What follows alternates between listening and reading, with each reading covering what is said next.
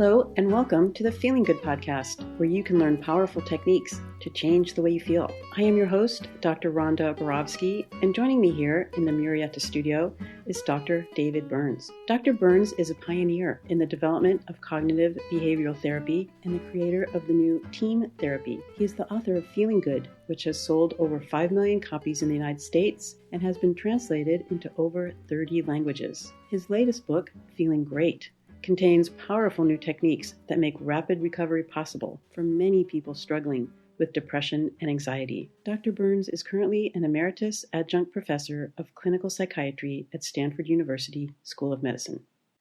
Hello, Rhonda. Hi, David, and welcome everyone to episode 236. I just wanted to start off today with some information for everyone. A couple of weeks ago, David was really supportive, as he always is, of me and of the Feeling Great Therapy Center. And he asked me who great team therapists are. And I listed the names of the therapists who are involved in the Feeling Great Therapy Center. And I've been thinking about that. And I'd like to mention that there are a lot of great team therapists around the world. And people can find them from the various clinics listed on David's website, feelinggood.com, under the resources tab. You know, there are terrific team therapists who work at the Feeling Great Institute, at the Feeling Great Institute in New York, at the Feeling Good Institute, at the Feeling Good Institute in New York, at the Feeling Good Institute in Israel, and you can find them by going to the feelinggoodinstitute.com website. And on that, besides all the great team therapists who work for Feeling Good Institute, or FGI, there are also off-site team therapists listed under the treatment tab on the feelinggoodinstitute.com website. There's the Feeling Good Center in New York, where a lot of the therapists work and take different insurance providers. But, you know, we really want to encourage anyone who's interested in finding a team therapist to go to David's website, feelinggood.com, or go to the feelinggoodinstitute.com website and look around and see if you can't find somebody in your area. Okay, and David, you have 3 upcoming virtual workshops to announce. Yes, I'm going to do a one-day workshop coming up pretty soon. What's the date of today's podcast going to be? Today's podcast is going to be April 5th. April 5th. Okay. Well, one of the ones I was going to announce has already happened. So we'll just announce 2. The Cognitive Distortion Starter Kit, which I did here in the U.S. I think I did it with Jill Levitt.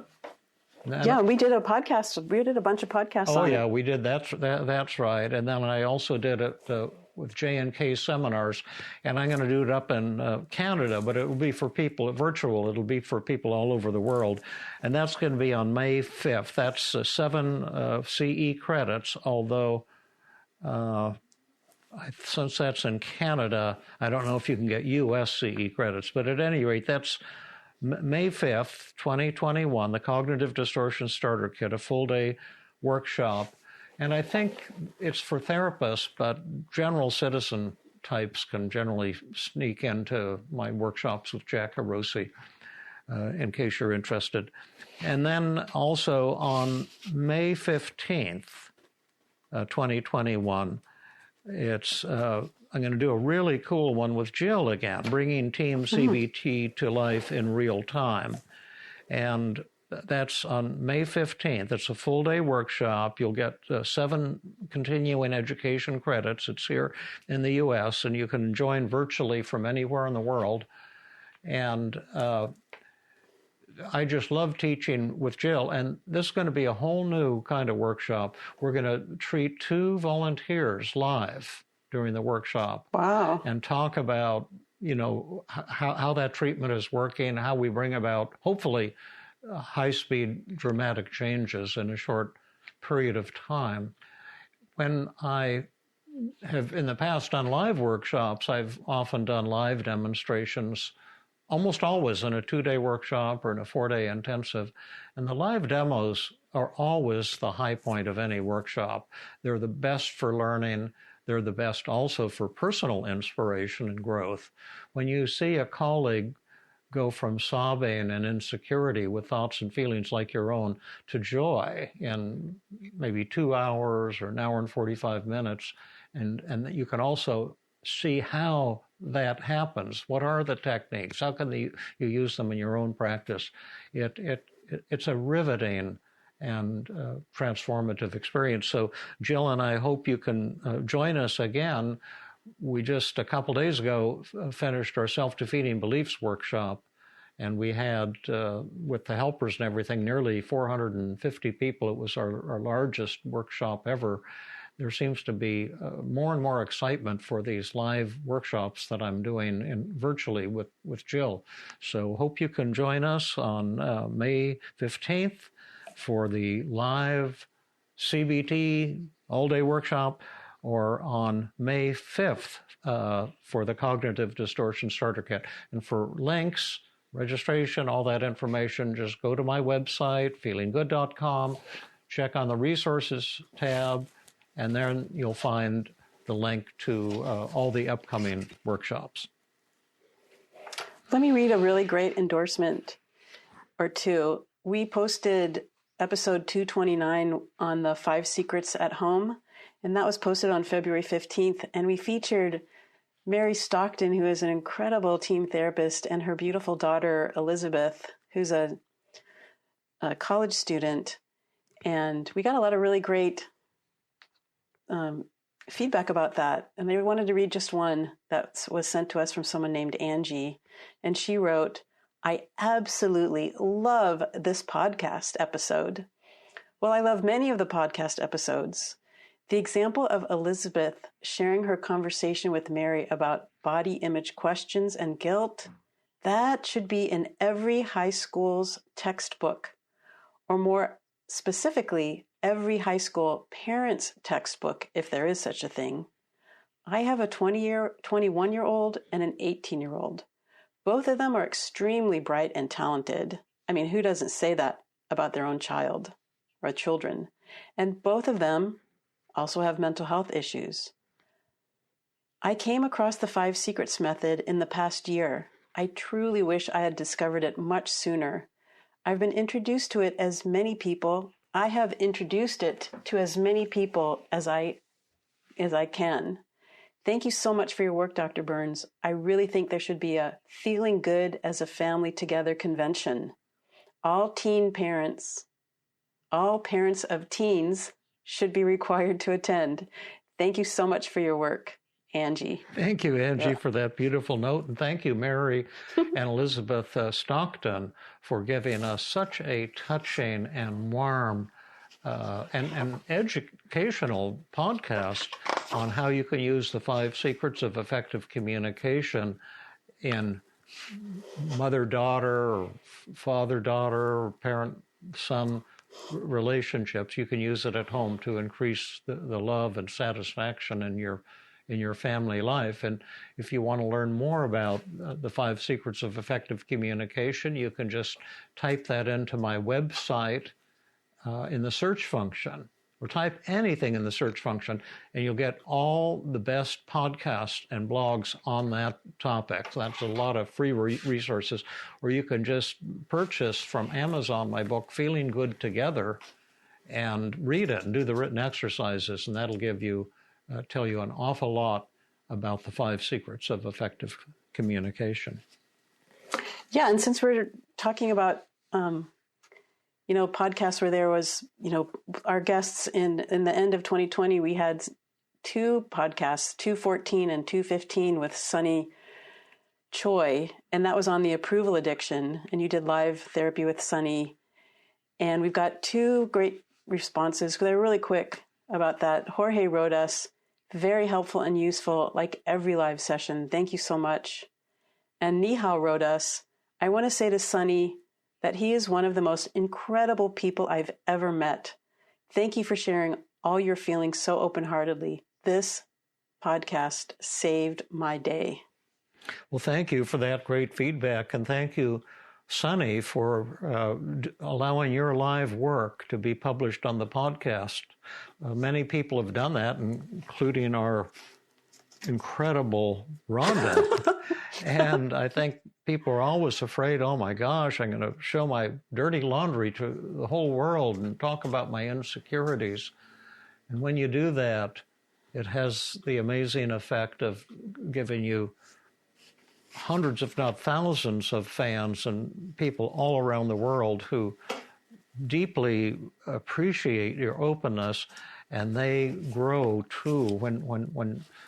When you do personal work live on a podcast that changes your life, it will also change the life of many people who are listening, who get to go behind closed doors and hear your story and touch base with you.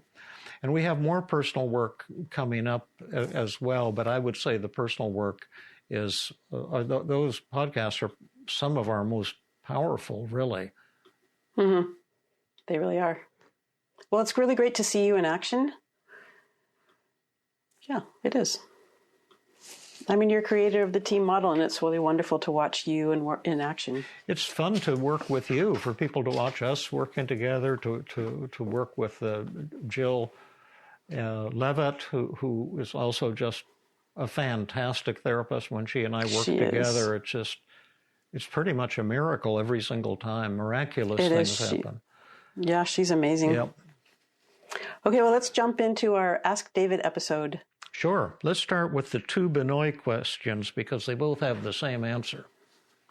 Okay. So Binoy asks, "Hi, David. I just listened to podcast 79. What's the secret of a meaningful life? Live therapy with Daisy. One of the questions that came across my mind is, how does someone know if a negative thought is a good one or a bad one? Or put in another way, how do I know if my fortune-telling thought is really a fortune-telling distortion? What's the basis?" Okay. And then let me read his second question is, should I read you a second question as well? Yeah, I'll give a quick answer to this, and the answer to the second question is the same. Of course, if you do a written daily mood log, you'll find the 10 cognitive distortions in a box on the back, and you can take a look at there and see what are the distortions in the thought. But on a different level, I would say that this is a general philosophical question, and I would strongly urge all of you not to ask that kind of question, because a general question and a general answer and nothing will be learned. Instead, I wrote back to Binoy and said, give me a specific example. What is one negative thought or fortune-telling thought that made you anxious? Show me a daily mood log. Describe the situation. The devil's in the details, and when we answer the specific example, then you'll also understand the general answer. Sadly, I didn't hear back yet from Binoy, so I can't give her that mind-blowing answer she or he is looking for. But it's a great question. But always when you send in for an Ask David, make it specific. Tell us what exactly you're talking about. What time of day were you upset? What was going on? What were you thinking? And so let's do Binoy's second question, because it's the same type of deal. Hi, David. I did listen to podcast 20 on the truth about antidepressants. I wish everyone agreed that there is something called objective truth. Is there something called objective truth? How can we talk about truth in a way that will help us all be on the same page? Yeah, well, once again, that's a philosophical question, and it just a little bit. It's a great question, but it's a little on the vague general side, and a vague general answer won't do you any good. Make questions specific, like you might instead ask the question, how are antidepressants tested in controlled outcome studies to find out if they're effective, and what are the strengths and loopholes in these studies? And if you read the actual studies done by drug companies on antidepressants, typically they'll randomly assign half the patients to treatment with a placebo, that's just a pill with no active ingredient, and half the patients will get the medication they're treating, which might be Prozac before it's been released and for sale. And then they look at these two groups, and if the medication, the Prozac, the antidepressant, outperforms the placebo to a significant degree, then they can get approval from the Food and Drug Administration to market it. However, it's not that simple because there's a lot of flaws in the way the drug companies do these studies. And in addition, they suppress many of the results. And that's why Irving Kirsch from Harvard, he's the head of the Placebo Research Institute at Harvard, wrote the book called The Emperor's New Drugs, exposing the antidepressant myth. I think that was the title. And he went through all the data in the Food and Drug Administration and compared the results of placebo treatment with the results of treatment with antidepressant drugs, and concluded, I think, quite rightly, because my own research, my own analysis came to exactly the same result, that there are few or no meaningful differences between the chemicals called antidepressants and placebos. Now that irritates a lot of people, particularly if you've responded to an antidepressant or a loved one has, and then you say, well, I know it works because it worked for me. But the problem is 35% of patients who get placebos thinking it's an antidepressant also recover completely and swear that this antidepressant worked for them. And so what we're really looking for in outcome studies is where one of the two wings of the study dramatically outperforms the other or dramatically outperforms placebo, and that's when you've really got something. So that would be a specific aspect of your question about truth, while at the same time avoiding some general philosophical discussion, which tends to in my experience, not to be productive. Was that okay? Well, in terms of the team model, what you're saying is a vague, broad-based general question doesn't generalize to a specific situation in a person's life. Yeah. But if you take a really specific question, a specific moment that you're upset, a specific moment in time, that could generalize to a broader area. Once you understand why you were suffering at one moment, you'll understand all of your suffering. Once you understand how to change the way you think and feel at any one brief moment of your life, you'll understand how to change the way you think and feel at any moment for the rest of your life. And that's one of the really cool things about the practical aspect of team therapy. But it's also true of these kind of philosophical questions. If you ask something specific, you'll get an amazingly gratifying answer. And if you keep it on the general level, nothing good is going to come of it, in my experience. Okay, sweet. So Kristina asked you, I've been labeled as codependent in therapy. Is that a true label? Hi, Dr. Burns. Thank you so much for all your services and the help that you offer. Your work has been life-changing, and I'm just starting to help myself out of anxiety and depression. I want to ask you how you feel about the terms codependency and boundaries. I have been labeled codependent in therapy. And is that a true label? Do you believe in highly sensitive or empathic people who can feel other people's energies? Thank you again for all you do. Great. Kristina. Thank you, Ronna. Great question. You want to? I have a few things to say. I'll give you a first shot at it if you like. Well, I've probably been labeled codependent in therapy too. When I have supported people's negative habits rather than allow them to make their own mistakes and learn and grow on their own. Well, that's a good point.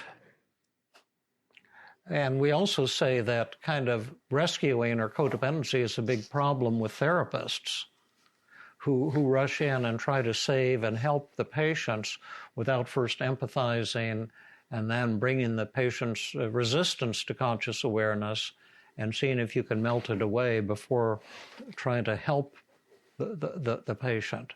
But many therapists are kind of addicted to helping people, and that addiction prevents them from my way of thinking, of evolving into really exceptional therapists, because throwing help at people and rescuing people is not at all the same as effective therapy.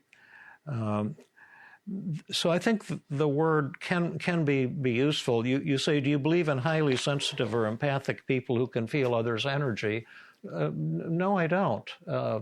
As a matter of fact, my research, and I won't go into it now because I've gone into it on previous podcasts, illustrates that people who think they know how others feel, that they think they're very sensitive, you actually don't know how other people feel. Even therapists' accuracy at knowing how their patients feel at any moment is less than 10% accuracy. And to find out how people are thinking and feeling, you can learn to use the 5 secrets of effective communication: thought empathy, feeling empathy, inquiry, I feel statements, and stroking. And with those techniques, you can develop awesome empathy and awesome understanding of other people. But to rely on your own intuition, that's kind of like woo-woo Santa Cruz crystals or, mystical stuff. And it sounds great, but if you put it to the empirical test, in my experience, it's not really valid. And that's where the testing comes in also. Yeah. I mean, I think I've had a number of situations where I've thought, I did such a great job, and my patient's smiling at me and, waving at me and saying, oh yeah, that felt really good. And then I've read the evaluation of the therapy session where I've gotten like, you didn't understand me, or this isn't helping me. Oh yeah. If I had just judged it by the look on their face, I would never have realized that. Exactly. I've had times when I really thought I was tuning in on someone, and then the feedback at the end of the session shows I was way off in left field. And I've had times when I thought I was doing great and I got slammed. It was a shock. I've had times I thought I was doing terrible. I got praised by the patient. Yep. So you need the data.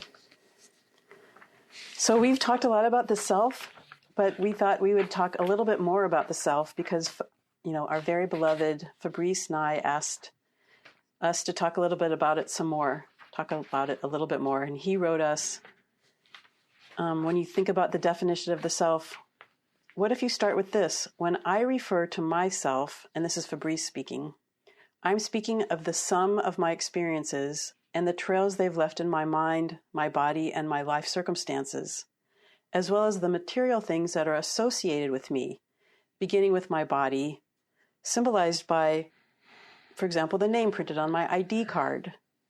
The self has certain characteristics, including past actions, habits, patterns, qualities, flaws. So the first question is, how can you say that the self does not refer to anything? I know very well who I am, and I am distinct from any other self that presents him or herself to me. The second question is, based on the previous definition, why can't I pass judgment on the different attributes of that self? Sure. Great question. Let me just give a quickie answer, and then you gave a really nice email response, and then we had some fun with that too. But you can use language in any way you want. And you can pass judgments on the different attributes that you have. We can measure your height, we can measure your strength, we can measure your speed at running, all kinds of things. And we can say you're great at this and you suck at that. And those are all perfect judgments of what people do. But I don't know how to make judgments of the self. Well, what I wrote you was, when I think of the self, I think of how I identify myself. Like, I'm a mother. I'm a psychologist or a therapist. I'm Jewish. And those are the things that I think of when I think of myself. Yeah. And then another way to think about it is that mothering is something you do, not something you are. And that psychology is something that you do, not something that you are. And it's so much more freeing. Jewishness, well, that's kind of I suppose, a genetic thing to a certain extent, but it's really something that you do, a way that you worship, a way that you identify, rather than something you are. And much of the suffering, if not all of the suffering in the world, comes from the belief that we have a self that can be judged or evaluated. I remember when this first dawned on me and became freeing, I was at the train station in Philadelphia waiting for my commuter train to come home after work, and I saw this book, I think by Jim Fixx, on running and jogging and tips about that. And I remember thinking, oh wow, that book is for runners, and too bad I'm not a runner, because if I was, I might really enjoy that book. And the reason I was thinking about myself that way is because in high school, I was cut. I went out for the football team, and I was one of the first to get cut the first round. I went out for the basketball team, and I was in the first round to get cut. So I always kind of thought, I'm not a jock or something like that, as if you could be or not be a jock. And then it occurred to me in the train station, how many steps would you have to run before you became, quote, a runner? And I thought, well, gosh, maybe if I run 1 or 2 steps, that makes me a runner. And then I thought, gosh, running is something you do. It's not something you are. And then I said, I think I could take up running. And then I went home and I took up jogging. I eventually got to where, I did 2 half marathons and things like that. It was just very freeing to think of what I do rather than what I am. Well, then what are you? I don't understand that question. I know it's too general. But I mean, is it who you are? Does that mean attributes, like you're a kind person, or you're a loving person, or you're a mean person? Well, sure, you can talk about all of my attributes and my strengths and my weaknesses all day long, but when you start talking about myself, do I have a self? That to me is language out of gear, as Wittgenstein would say, and I think you were giving some examples of that. You see, the only meaning of a word is the way we use it in everyday language. So the self doesn't refer to a thing that you could have or not have. It's just a sound that comes out of your mouth. It's not like a ball you could bounce. Yeah, that's right. That's right. Like self. Okay. Well, it has no inherent meaning. There's no metaphysical thing that it refers to. It's just a sound that we use. So we might say to a child, behave yourself. Well, we're not talking about some metaphysical ghost of a self that they have somewhere. We're just saying that they're behaving badly and they need to. It's kind of like scolding the child and saying don't interrupt so much or something like that. Right. Or you might say to a friend who's going out on a first date, you might just say, don't try to impress her. Just be yourself. Try to get to know her. And when you say be yourself, we're not talking about some metaphysical self. We're just saying that dating works best if you would express an interest in the other person and don't try to impress them with too much, because then you'll just look kind of lame and probably get rejected. And then when I was a freshman at Amherst, they had this impossibly difficult English class that we took.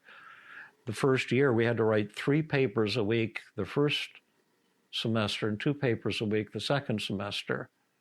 And they just dumped on us. They gave us these impossible things to write papers on. It's impossible to know what they were talking about. It would be like when you're in the library reaching for a book. Where are you? Well, I don't know. What are you talking about? But whatever you would write, they would say, this sucks.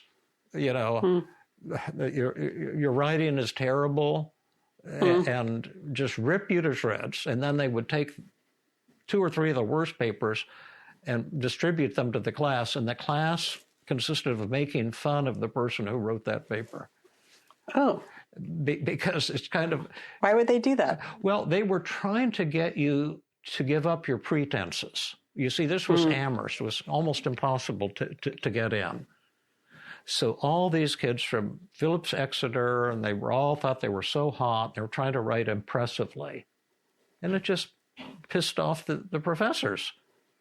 And they were trying to beat us out of us and to say, just come up with, be yourself, like tune in to your own voice. But what they were saying wasn't find some esoteric true self inside of your body somewhere. They were saying, we would like to hear you write with warmth, with emotion, not some voice you learned in high school or at the academy. But people get confused, and you hear a word and you think, oh, self, I must have a self. Do I have a self or not? And they obsess about it, and it's, to my way of thinking, it's not a productive obsession. I would rather spend time petting my cat's tummy and letting her purr and just being grateful to be alive than obsessing about, do I have a self? If I have one, you can have it. Okay. I don't need it. I don't want it. It's just a pain in the ass. And the only thing about a self is it creates a lot of misery for human beings. It does. Thinking you have a self and thinking yourself isn't good enough. And you had this problem yourself. I did. I'm not important enough for something like that, right? Thinking like something. When I first started working with you on the podcast, I thought myself wasn't good enough. Yeah, exactly. And now you're just kind of relaxed and having fun. Now I don't care. Yeah, that's right. People all over the world love you, and your teaching in our Tuesday group has just become spectacular. But when you were worrying about having a self that wasn't good enough, that cripples you. Definitely. So that's why the Buddha talked about the great death of the self. But it's a joke, because when your self dies, you lose nothing because you realize there was nothing there in the first place. But you inherit the world, you inherit life, you inherit joy, you inherit gratitude. You focus on living rather than BS like the self. But again, I love that. Focus on living. Yeah, focus on living. But again, I'm sad because I know that 99% of people hearing this probably won't understand what I'm saying. And so I feel lonely with certain insights. Wittgenstein was lonely. The Buddha was lonely because what they were saying was so simple that a 5-year-old could understand it. And yet, of their hundreds of thousands of followers, only 2 or 3 or 4 understood what they were trying to say when they were alive.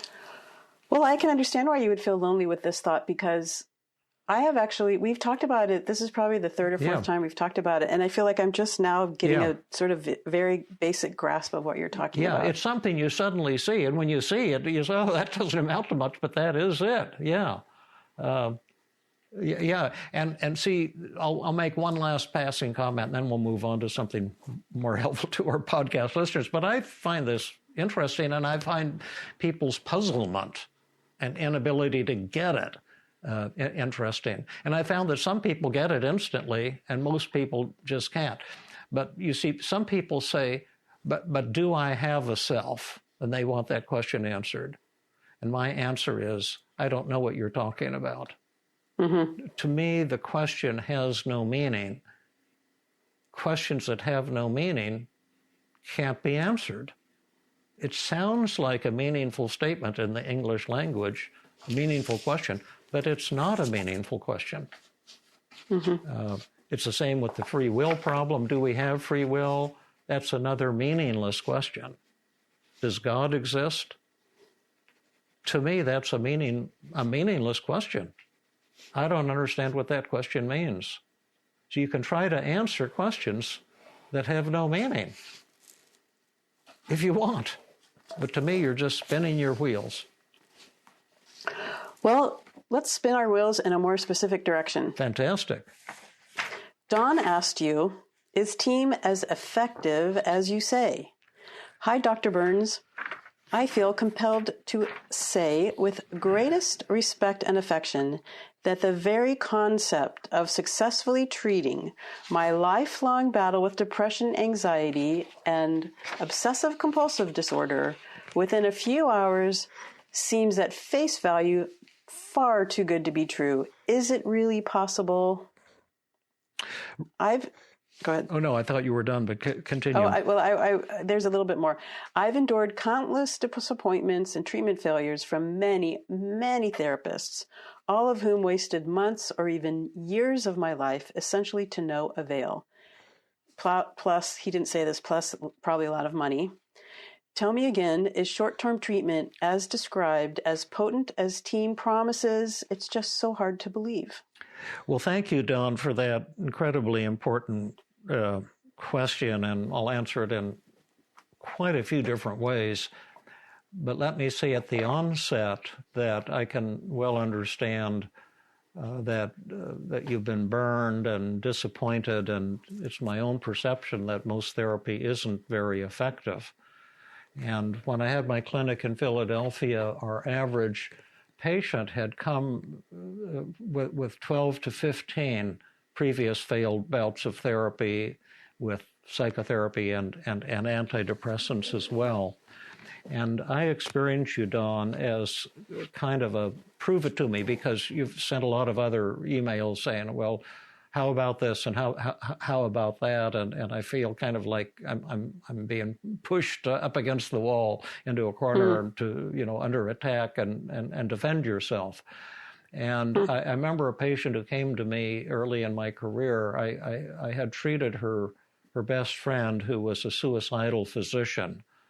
And there was a kind of miraculous cure. And then she sent her friend to me for treatment.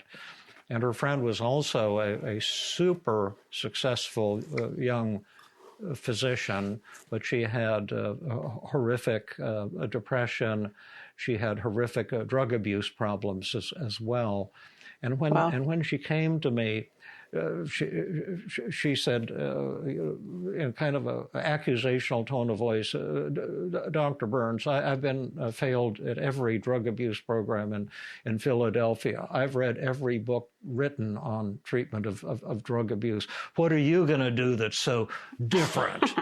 Type of thing. And I thought, oh my God, I just felt guilty and ashamed and offensive. And then it occurred to me, fortunately, to say, wow, I'm feeling really defensive right now, and it's so odd that I would come so highly recommended, and then I feel like I'm being pushed away right now.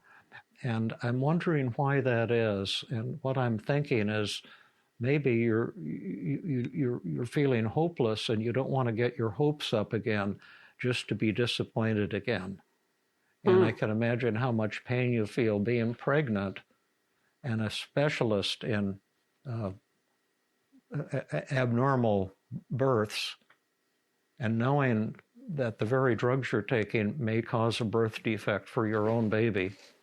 And I can imagine how horrible that is for you, and the anger and the frustration and the disappointment you feel, the hopelessness you feel, your fear of being let down again. I wonder if I'm reading you right. And she began sobbing. It opened her up.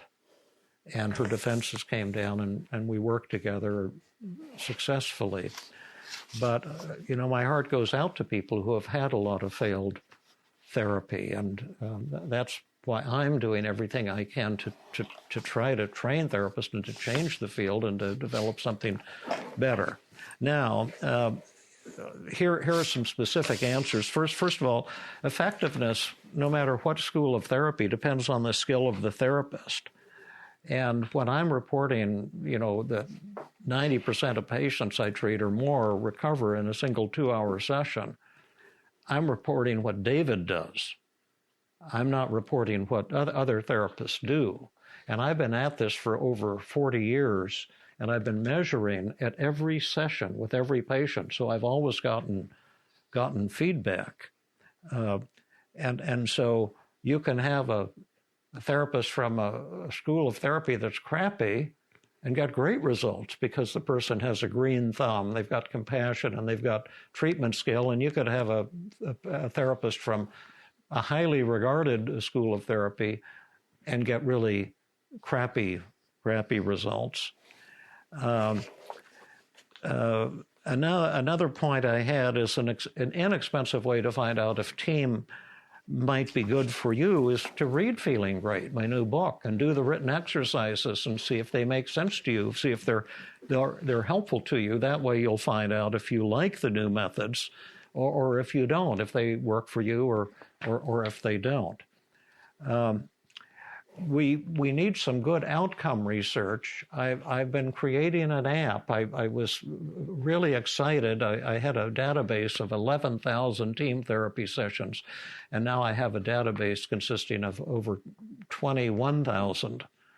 And the results are looking pretty fantastic and pretty fascinating, but analyzing that database is a really major challenge. I put about 400 or 500 hours on it, and now I'm trying to complete my app. I hope to go back to that and to get some good outcome data working with more cats. We really have an immense need for that. But I would say in that database, it was looking like the patients who were coming to the Feeling Good Institute were getting about 60% reduction in depression in about 4 sessions. And that's pretty good because that's the average, and half the patients half the therapists were getting even better results than that. That's the mean of about 50 therapists.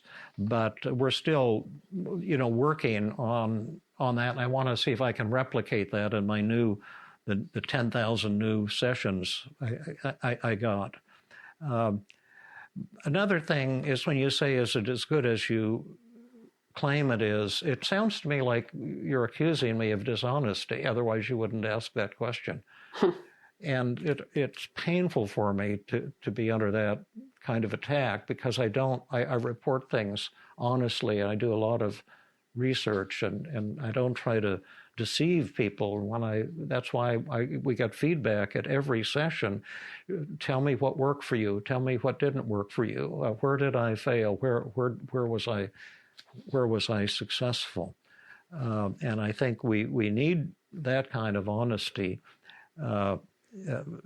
to in all forms of therapy. I don't think therapy should be done without rating the mood at the start and end of every single session with every patient. Have the patient rate you on empathy and helpfulness after the session with the sensitive scales we've developed. It really opens your eyes.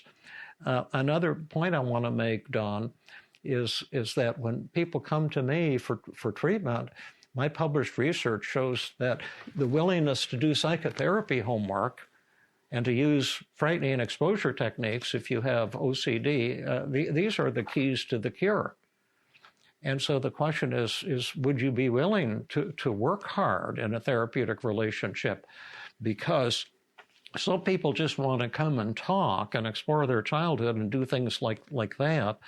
And I've never seen much success with that type of therapy. Now, others might do great with it, but I and my colleagues have never had success. And I would also say that the rapid recovery that I see personally, and that many of my colleagues and students, the ones who are really skillful, are also seeing oftentimes rapid recoveries, incredibly rapid, but that's with depression and anxiety. And that would include OCD and chronic depression. Most of the patients come to me have had as much as 40 or 50 years of symptoms and failed therapy, and yet they recover quickly. But if it's a relationship problem, I don't see that rapid change. The techniques are equally powerful, but they're very different. And the resistance of people with relationship problems is way more intense than the resistance of people with depression and anxiety. And it's the same is true with habits and addictions. So I'm not claiming a 2-session cure for people or 2-hour cure for people with relationship problems. In fact, I can almost guarantee that if you have relationship problems, you may have to struggle quite a bit before you make a breakthrough, and you may decide, as I would say many people with relationship problems, that you don't even want to get close to the person who you're angry with or complaining about. So anyway, I don't know how that sounded, Rhonda, but that's my best shot at a really important question. Well, two points I want to make.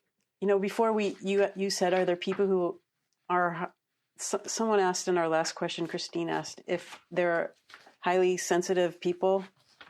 And you said no, but even that, but I would have to disagree with you. Oh. I mean, or maybe it's your own training, because even that story you told about the woman who came to you and was really aggressive and how are you going to help me? Yeah. I mean, when you said to her, I'm feeling defensive and I'm feeling pushed away, and I wonder if that's because you're feeling, concerned that you might be disappointed again in this therapy. I mean, to me, that showed a great deal of sensitivity and insight into what she could be experiencing in this moment, also based on what you were feeling in that moment. Exactly. But at the same time, my ability sometimes to tune into things is because I've been measuring. Do you see, in my research on therapist accuracy, it's therapists who don't use measurement. They just talk to patients. They don't measure at the start and end of the session. And your skills can improve a lot if you're a therapist, if you begin using these tools. But you have to have courage, because you'll find out a lot of times, especially at the beginning, when therapists in the community use my empathy scale, most have said they fail with 100% of the patients and 100% of the sessions. Because they didn't realize how off they are. But if you're willing to do that, to process that with your patients, over time you'll get better at it. And so the same in teaching. I'm better at sensing how I do in teaching. But when I get the feedback, that's when I really know. Like we did the workshop Sunday, and I don't know how it went. It could have been better than mashed potatoes or worse than rotten cheese. But when we get the feedback from the audience, then we'll know exactly. It seemed like it was going really well, but you have to find out. And the second, I'm sorry to interrupt you. The second point I want to make is we were just talking about codependency. And you know what? I came to team therapy after a career already, and where I never gave people homework. Yeah. And so coming to team and learning about giving homework, there was a part, I had clients all the time, and especially in the beginning of learning to team, who'd say, oh, I'm too busy, or oh, I'm too fragile. Yeah. Not that they would say that, or oh, I'm too this, I can't do homework. And I'd say, oh yeah, that's true. And that was my codependency. Yeah. Like, oh, this poor person is so busy. Yeah. I don't want to push them. I can't. And I was thinking, why aren't people getting better? Yeah. And then, once I became, firmer about, really, you're not going to get better. Your chances of getting better are going to be really low unless you put some effort into this and do a little homework. Just a little bit, even 10 minutes a day improves the outcome. Oh, yeah. And once I became firmer, people did get better, but it takes a certain kind of patient or a client who is willing to engage and do work in between the therapy session. Great. I love what you're saying. And here's my last comment, and we can sign off until the next podcast. But the idea that you can get better quickly, the way I'm talking, I mean, I'm sympathetic, Dawn. If someone had told me even 15 years ago, or 20 years ago, that people can recover from severe disorders like OCD or decades of failed therapy for depression in a single 2-hour therapy session, I would have said that person is a con artist. I don't even want to talk to them. I would tell them to go shove it. This is a liar. So I can understand that. But now I realize that I was wrong, because I see that rapid recovery all the time now, almost every time I work with somebody. But it's hard to grok, hard to grasp, hard to believe. And some people are excited to hear that there are new fast-acting techniques that lead to rapid recovery. And some people get enraged. Just last week, somebody had listened to some of my podcasts on OCD, talking about the hidden emotion model and that can have such rapid, dramatic results, a complete cure in many cases, and some of the other techniques, the motivational techniques, the exposure techniques, like with Sarah, had struggled for 20 years with this washing phobia or the germ phobia and all these rituals, and she really recovered in about 3 to 4 minutes one evening in the Tuesday group, and we have a video of it. And then someone wrote in about the podcast on those rapid recoveries from OCD, and he just said, F you.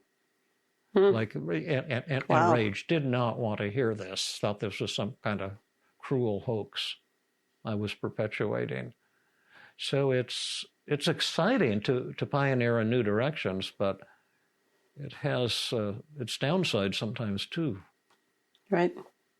Well, that's disconcerting, and Is what? makes me mad. That's disconcerting. It makes me mad at that guy. Yeah. There's so much politics in a way in our field of mental health. Everyone kind of thinks they know things, and sometimes they get hot and bothered about it too. And when you do research, you get humbled really fast, and you find out almost all of what we think we know isn't even valid. But we do have methods that can heal people quickly, even though we don't know much about the causes of things or even much about the mechanism of recovery. But to me, it's just a joy to be able to work with someone and see them go from tears to laughter in a short period of time. It's just one of the greatest experiences in the world, at least for me. Oh, yeah. It's incredibly rejuvenating. Isn't it? Yeah. Well, let's end on one last question. Oh, okay. This is also from Binoy. I think it could be a quick answer. And he wrote, what's his headline?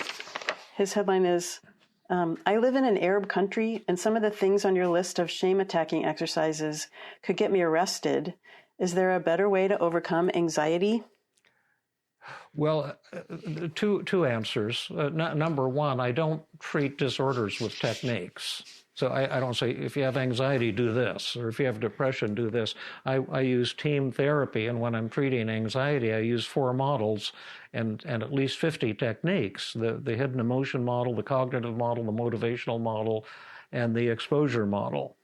And shame-attacking exercises are just one of about, I would say, 6 or 7 forms of interpersonal exposure I've created for people with anxiety.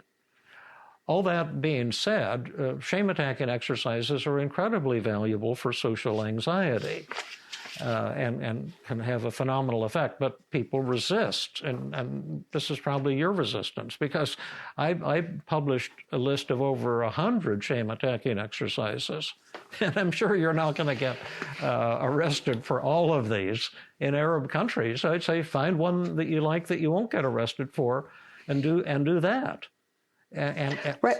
Yeah, in my book, When Panic Attacks, you'll learn tons of techniques to deal with anxiety. I was just going to say, when we were talking about this before the podcast, you were saying that the shame-attacking exercises aren't meant to be dangerous, put anyone, either yourself or someone else, in danger. They're meant to be kind of fun and silly, and maybe a little embarrassing. Yeah, exactly. Yeah, exactly. That's right. But you want to be culturally aware, but not so culturally aware that you cripple yourself. And I'm sure there are important differences in the Arab world, I suppose, and I'm sure. But I think inherently we all have a lot more in common than the things that are different between us. But anyway, thank you, Binoy, for writing in and sending us a lot of cool questions. I admire your spunk and your curiosity. Me too. Okay, well, thank you, everyone, for listening. And until next time, we'll say, see you next time. And sayonara, what does that mean? I think that means goodbye in Japanese. Okay. That's it. Thank you, okay, Rhonda. thanks, David. It's always such a pleasure. That's my honor. Bye. Bye-bye. This has been another episode of the Feeling Good podcast. For more information, visit Dr. Burns' website, at feelinggood.com, where you will find the show notes under the podcast page. You will also find archives of previous episodes and many resources for therapists and non-therapists. We welcome your comments and questions. If you want to support the show, please share the podcast with people who might benefit from it. You could also go to iTunes and leave a 5-star rating. I am your host, Rhonda Borowski, the director of the Feeling Great Therapy Center. We hope you enjoyed this episode. I invite you to join us next time for another episode of the Feeling Good podcast.